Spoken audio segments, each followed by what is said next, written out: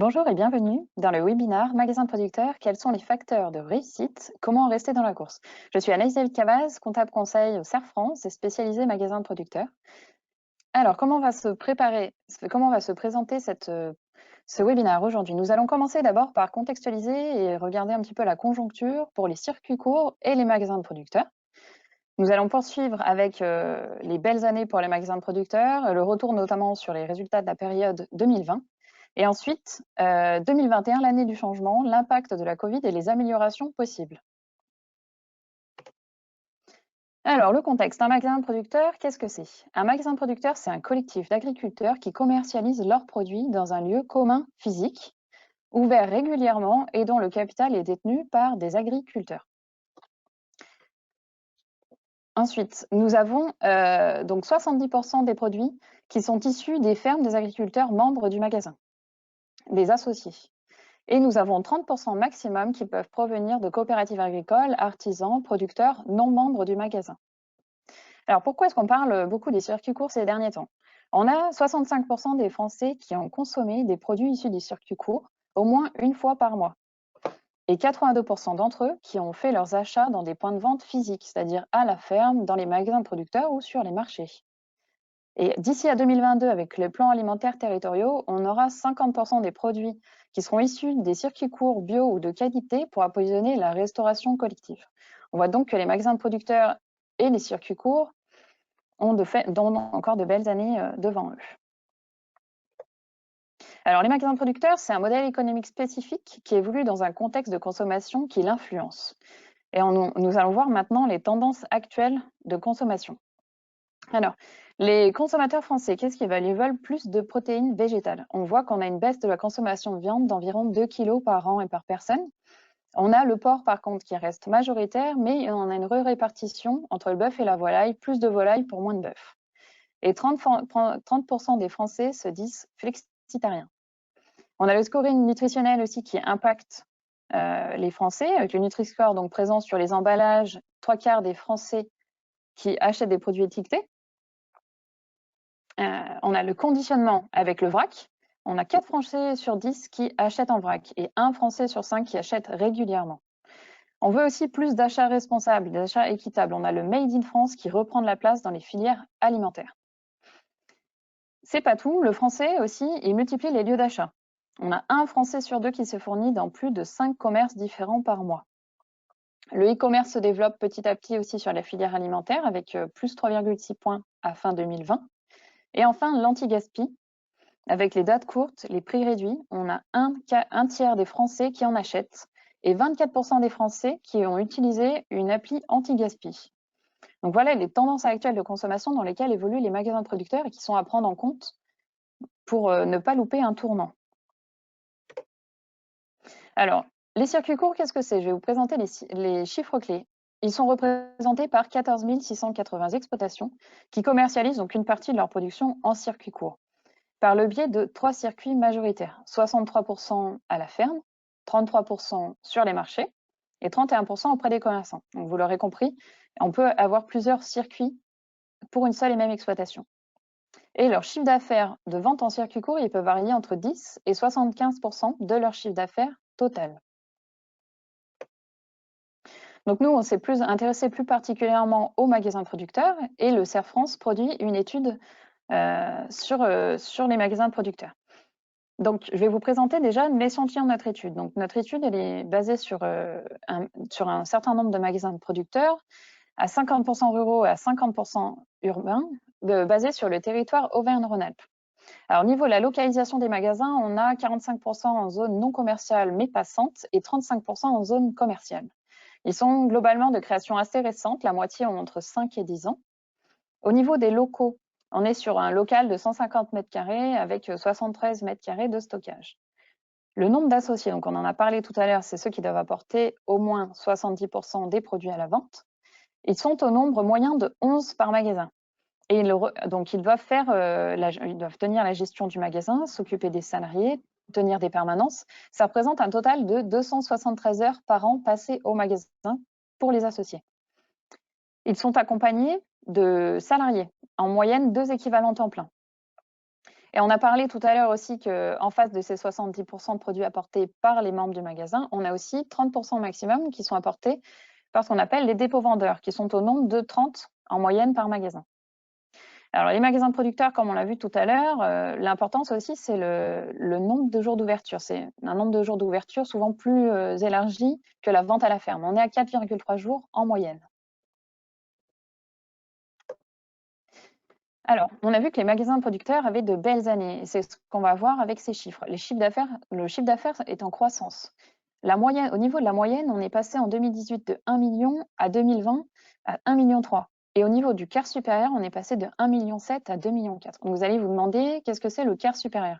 Alors, le quart supérieur, c'est un quart des magasins de l'étude qui a été sélectionné selon 3 critères, le chiffre d'affaires par mètre carré, le chiffre d'affaires par jour et le chiffre d'affaires global du magasin, donc les plus forts.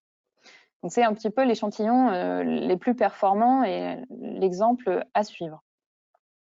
Donc, on voit effectivement qu'on a une belle croissance. Et si on regarde aussi d'un point de vue saisonnalité, on peut voir donc le graphique de droite. On a de janvier à mars une croissance. Donc là, c'est lié aussi au Covid. On voit que mars, avril, mai, on a quand même un beau pic qui est lié à la période de confinement. Ensuite, on redescend un peu pour remonter sur décembre. Alors, cette saisonnalité, elle a été perturbée pour 2020. Avant 2020, on avait un pic qui était plus présent sur mai avec l'arrivée des produits frais de printemps, fruits et légumes. Et par contre, on retrouvait aussi ce pic de décembre. Ça s'élargissait moins entre mars et mai. Alors, l'impact du Covid, justement, sur l'année 2020, qu'est-ce qu'il a été? On a eu 23% d'évolution de chiffre d'affaires et 9% d'évolution des tickets, c'est-à-dire la fréquentation du magasin. Donc, on a à la fois eu une augmentation de la fréquentation, mais aussi une augmentation du chiffre d'affaires qui peut être liée également au panier. Et rien que sur avril 2020, on a eu 60% de chiffre d'affaires en plus et 9% de tickets en plus. Alors, il ne s'agit pas aussi que de chiffre d'affaires, comme j'ai dit, il y a aussi le panier. Donc, on peut voir, on a un graphique qui représente la dispersion du panier moyen. Donc, on peut voir que notre moyenne régionale est à 30 € et notre quart supérieur à 32 € de panier moyen. Et on voit que c'est assez dispersé sur le graphique. On peut aller entre 17 € de panier jusqu'à 43 € de panier. Et il est rapporté au chiffre d'affaires par jour, où là, on va de un petit peu moins de 2 000 jusqu'à 16 000 €. Alors, les carrés les plus foncés, ce sont le quart supérieur. Et donc, on voit qu'au niveau du quart supérieur, c'est aussi très dispersé. On va entre 20 € de panier jusqu'à 43 € de panier. Et pareil pour le chiffre d'affaires journalier, on se situe toujours à plus de 8 000, mais en fait, on va jusqu'à 16 000. Alors, quand on présente la plaquette dans un magasin de producteur précisément, il a son petit carré de couleur rouge, en fait, qui est représenté sur le graphique, et ça lui permet de se situer en termes de panier moyen et de chiffre d'affaires par jour, de se comparer à la moyenne et au quart supérieur. Maintenant, si on passe sur le graphique de droite, on a le panier moyen mensuel sur l'année 2020. Donc, on retrouve notre saisonnalité et là, on voit encore plus marqué le pic de la période de confinement du premier trimestre 2020. Donc, on voit effectivement qu'on a le panier moyen qui augmente jusqu'à arriver à 40 € sur le mois d'avril 2020, redescendre et remonter après pour les fêtes de Noël. Donc, ce panier moyen, le Covid lui a fait prendre 4 € entre 2019 et 2020. Et rien qu'en avril 2020, il a pris 12 €. Donc, on a eu vraiment des consommateurs qui sont venus très présents dans les magasins producteurs, mais on n'a pas eu que la fréquentation qui a augmenté, on a aussi eu les paniers. Alors, dans ce panier moyen, vous devez vous demander ce qu'il y a. Dans ce panier moyen, on a une gamme de produits qui va entre 500 et 1500 références en fonction du magasin. Donc, on retrouve tous les produits locaux qu'il est possible. En fait, c'est comme on voit, là, je vous ai juste mis un top 3, notamment la viande de porc, les légumes frais, la volaille et le canard, qui sont suivis de très près par les fruits frais et le fromage de vache. Et rien qu'avec ces 3 premiers produits, on a la moitié des ventes du magasin en moyenne. Donc là, on voit sur la droite, on voit en fait le graphique chiffre d'affaires par chiffre d'affaires total, avec la moyenne et le quart supérieur. Et quand on la présente dans chaque magasin, on a la barre du magasin. Et ça nous permet de voir si le magasin a des possibilités d'évolution pour tel ou tel produit, ou des fois, en fonction de son bassin de consommation, on va peut-être avoir moins de viande de consommer qu'ailleurs, ou moins de fruits et légumes. Voilà. Donc, c'est un graphique qui nous permet effectivement de voir la répartition par produit et de trouver des sources de réflexion. Alors, magasin producteur, comme on l'a dit, il a des jours d'ouverture, il a des salariés. Et donc, ça représente des charges. On peut retrouver 2 principaux postes de charges dans un magasin producteur qui représentent à eux seuls 2 tiers des charges d'un magasin. C'est les charges de personnel et les locaux et installations de vente. Dans les locaux et installations de vente, on a la location ou le loyer du magasin ainsi que l'amortissement de tout son matériel. Et après, on retrouve toutes les autres charges liées à un magasin. Mais c'est vraiment ces 2 principaux postes de charge qui sont impactants. Et on voit que le quart supérieur se situe, lui, il a un peu plus en proportion de charges de personnel. C'est que son personnel, en fait, c'est vraiment une charge assumée. Il pousse avec une force de vente voilà, qui est plus poussée, qui est un peu plus mise en place et avec des personnes un peu plus souvent compétentes, plus nombreux. Au niveau des équivalents temps plein, on est à 3 équivalents temps plein dans le quart supérieur contre 2 dans la moyenne, comme on a vu tout à l'heure. Et alors, ces charges, on les a rapportées par mètre carré. Elles représentent 1 200 € par mètre carré dans la moyenne et 1 482 € dans le quart supérieur. Voilà, en face de ces charges, on a forcément des produits. Dans un magasin producteur, les ventes des produits qu'on a vus tout à l'heure ne font pas les recettes du magasin. Le magasin prend une commission en fait sur la vente des produits, basé donc sur un taux de commission. Et ce taux de commission est différent en fonction de la qualité du producteur. S'il est associé, comme il est impliqué dans la gestion du magasin, dans les permanences, il aura un taux de commission plus faible, contrairement aux dépôt-vendeurs qui, eux, déposent leurs produits. Donc, on voit en dessous, vous voyez, au niveau de la moyenne du taux de commission, on est à 10,2% pour les associés, sachant que la tendance est à la baisse avec une baisse de 1,6 points, et à 26,7% pour les dépôt-vendeurs. Donc là, je vous ai montré quelques éléments de notre étude.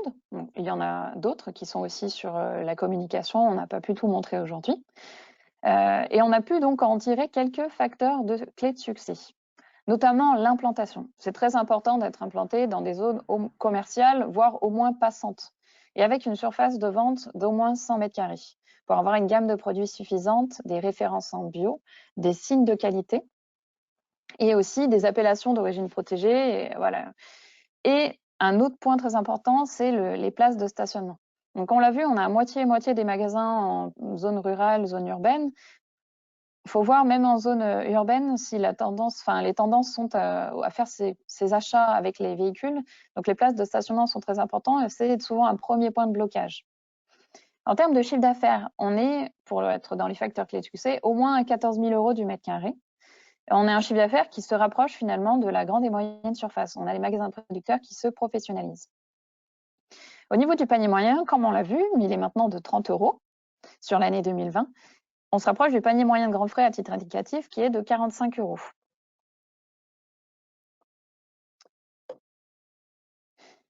Alors, ces éléments nous ont permis de faire le point sur l'année 2020. Donc, on a vu que le Covid a été très impactant. Donc, les magasins producteurs ont gagné des clients.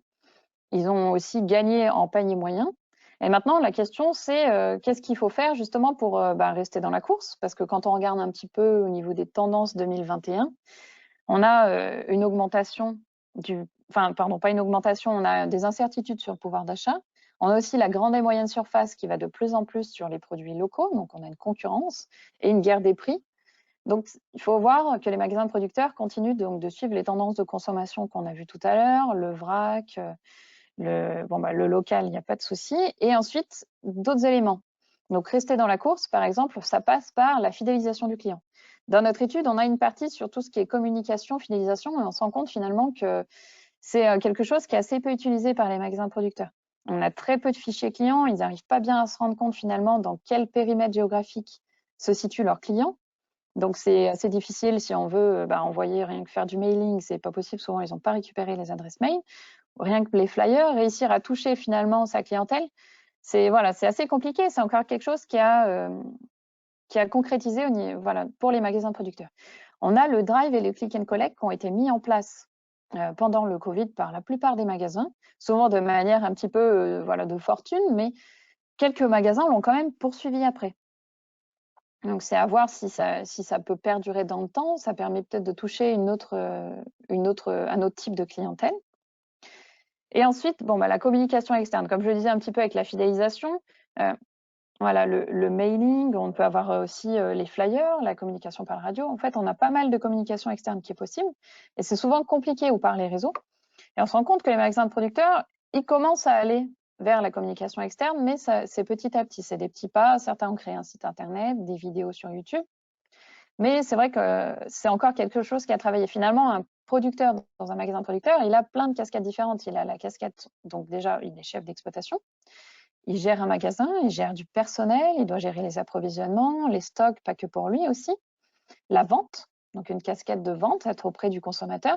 Et aussi, finalement, il doit chercher un petit peu au niveau du marketing, les dispositions dans le magasin. Il y a pas mal de choses à évoquer. Et donc, c'est aussi pour ça que le CERF France les accompagne. Et un dernier point, qui est éviter les ruptures de stock. Quand on regarde le chiffre d'affaires par jour dans les magasins producteurs, en fait, on se rend compte que souvent, on a un gros pic sur le premier jour d'ouverture, ça redescend et ça remonte souvent 2 ou 3 jours après, en fonction si le magasin est ouvert du mardi au samedi, du mercredi au samedi ou du jeudi au samedi. Et souvent, ce deuxième pic, ça vient des livraisons. Il y a eu une deuxième livraison dans la semaine. Et les consommateurs, finalement, ils arrivent à se fier aux jours de livraison et à venir principalement sur les jours de livraison parce qu'ils savent que les autres jours, ils ne trouveront pas tous les produits dont ils ont besoin. Et on se rend compte que vraiment, la fin de la semaine, le samedi, c'est toujours un jour un peu creux finalement dans les magasins de producteurs.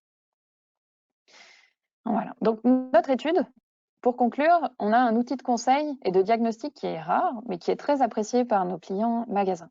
Ça leur permet de se situer, d'avoir une approche de leur magasin par rapport à une moyenne de magasins. Une moyenne donc, qui est constituée sur la région Auvergne-Rhône-Alpes pour le moment, mais qui est ouverte à tous les CERF France tous les CERF France de France. Et c'est aussi un tremplin pour démarrer des prestations de conseil sur la performance commerciale, ne plus se limiter seulement à l'aspect financier, comptable. On a vraiment des éléments qualitatifs pour pouvoir les aider à se situer et à rester dans la course, comme c'est dit. Voilà.